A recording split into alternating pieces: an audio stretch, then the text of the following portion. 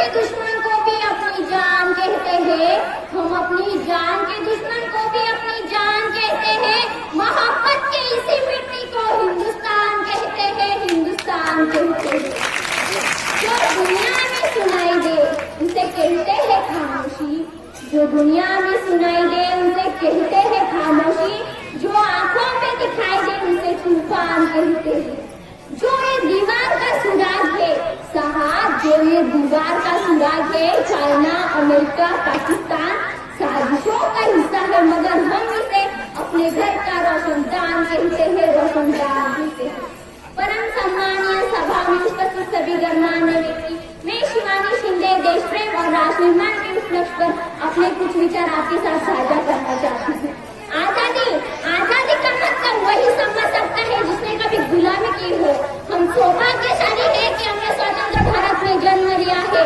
यूं तो आजादी की राह 1857 में ही जल चुकी थी, जो वर्षार बनकर 1947 में आजाद कराई गई। प्राचीन, मध्यकालीन और वर्तमान भारत के उदाहरणों से स्पष्ट करना चाहती हूँ कि जब हम फिरंगियों के घेरे में फंस गए थे तब रंगदे बसंती शोला की आवाज से टोले के टोले मरते थे और उनके वंदे मातरम के नारों से खून में आने वाला 5 जिगरे का तूफान अंग्रेजी शासकों की जड़ों में तूफान ला देता था। लोग मर जाते थे, मिट जाते थे, फांसी चढ़ जाते थे, तो वो भी अपनी देशभक्ति साबित कर रहे होते थे, क्योंकि वो उस तरह की देशभक्ति नहीं वो सोती थी। उसके बाद 42, 45 और 71 की उम्र में आखा सुहाग गवा देने वाली औरत जब घर के हालात ये हो जाया करते थे कि प्यार भी भरपूर किया, मांग का सिंदूर गया, नन्हे नन्हे हालों की लंगोटियां चली गई, छोटी छोटी बेटियों की चोटियां चली गई, बाप की कमाई गई, भाई की पढ़ाई गई, एक ऐसा स्पोर्ट हुआ पता ही नहीं चला, जिस्म की कहीं बोटियां चली गई। और आपके लिए तो एक आदमी मरा है साहब, किंतु मेरे घर की तो रोटियां चली गई, मेरे घर की तो रोटियां चली गई वाले हालात पैदा हो जाने के बाद भी एक माँ अपने बेटे को सड़क पर दुश्मन की धज्जियां उड़ाने के लिए भेज देती थी और पत्र दिखाकर ये भेजा करती थी कि अम्मा ने खत भेजा है बड़ी ही चाव से, अम्मा ने खत भेजा है बड़ी ही चाव से, पुत्र मेरे ना घबरा जाना, एक इंच भी पीछे ना हटना, चाहे इंच इंच कट जाना, चाहे इंच इंच कट जाना।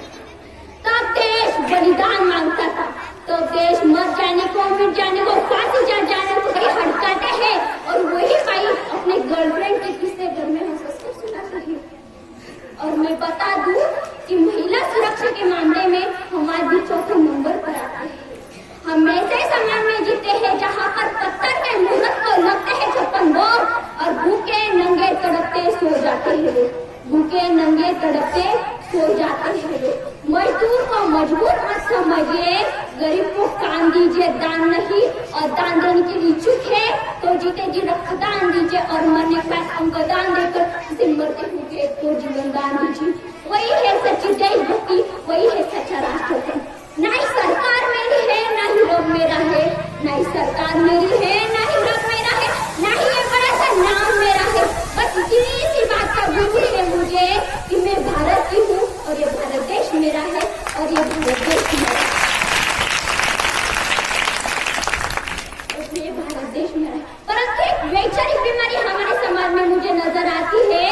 कहा जाता है कि हम भारत दुनिया के सबसे बड़े लोकतंत्र है, जहाँ हिंदू पैदा होते हैं, मुसलमान, सिख और ईसाई भी पैदा होते हैं, लेकिन बदकिस्मती ये है कि यहाँ पर इंसान पैदा नहीं होते।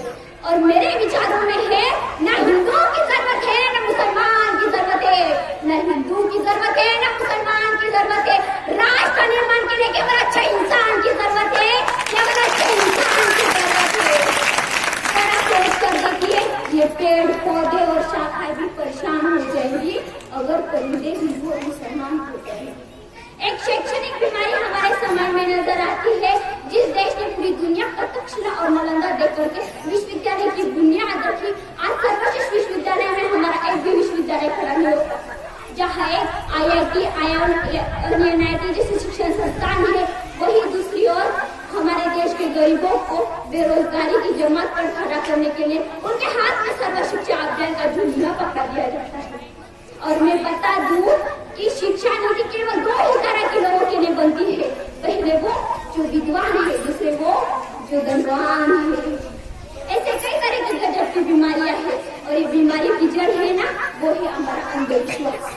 और जब तक हमारा देश का युवा अपनी सफलता के लिए मंदिरों में जा जाके नारियल फोड़ के भगवान को रिश्वत लगाता रहेगा, अपने समाज का शिक्षक वर्ग भी बिल्ली के रास्ता काटने को रुक जाना और अपनी जाति, अपनी समाज, अपनी जाति, अपने समाज को ऊंचा मानकर दूसरों के धर्म की अवहेलना करता रहेगा, तब तक हमारा अंधविश्वास खतरेगा।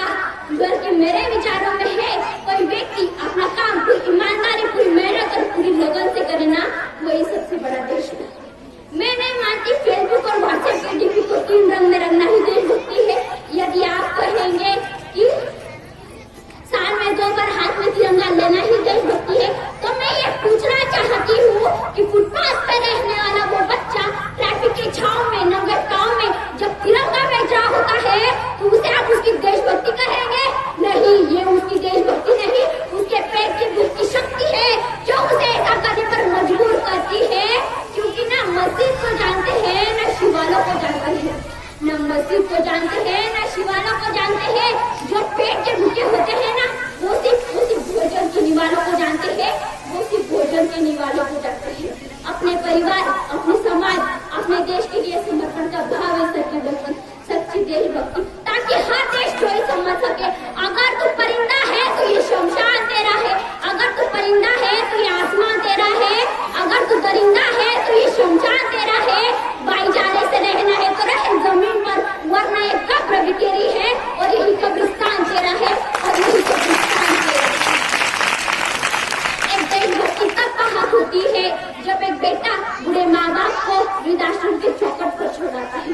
करा उठती है वो देशभक्ति जब मुसीबत में फंसे लोगों की जान बचाने से ज्यादा हम सेल्फी लेकर अपने लाइफ बढ़ाने में लगे रहते हैं। आज के इस दौर में वो युवा अपनी जिम्मेदारी थी अपने देश, अपने समाज, अपने राष्ट्र को बांधे रखने की, वही युवा 4x4 की छोटी सी स्क्रीन पर अपनी कोमल रंगोलियों की घर्षण मात्र से अपने भावनाओं की मोची बेच रहा है। 4 बोतल वोडका काम मेरा रोज का ने भारत का भविष्य तबाह कर रखा है। हम ऐसे समाज में जीते हैं जहाँ पर लड़कों से बात करता थे भाई हड़काते हैं, लड़कों से बात करता थे भाई हड़काते हैं, और वही भाई अपने गर्लफ्रेंड के किस्से घर में हंस कर सुनाते हैं। और मैं बता दूं कि महिला सुरक्षा के मामले में हमारे भी 4थे नंबर पर आता है।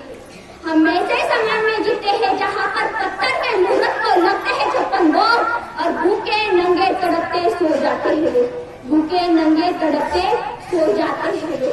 मजदूर को मजबूर मत समझिए, गरीब को काम दीजिए, दान नहीं, और दान देने के लिए इच्छुक है तो जीते जी रक्तदान दीजिए और मरने के बाद उनको दान देकर उसे मरते हुए को जीवन दान दीजिए।